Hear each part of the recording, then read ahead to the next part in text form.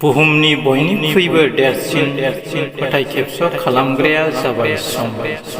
खेबसे थांब्लाथाय आरो माब्लाबाबो फैफिनला। धोन दौलतखौ नायनानै नङा, हौवानि नखरखौ नायनानैसो हाबा खालाम। धोन दौलतफ्रा नांनायफोरखौ आबुं खालामनो हायो, नाथाय दुथां नखरा नोंखौ फोजोबस्रांनोबो हागौ। जाम्बा बुजियै मानसिजों दान्थे बिदान्थे खालामनो नाङा। बिसोरो नोंखौबो गावसोरनि सारियाव बोख्लायना लाबोगोन।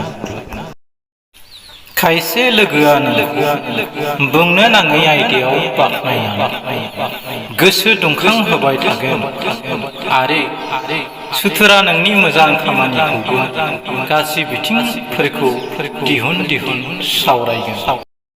गावनि बिदा फंबायनि अनगायै गुबुन रावनोबो गोबां बिबांनि दोहोन दाहाराव हरनो नाङा।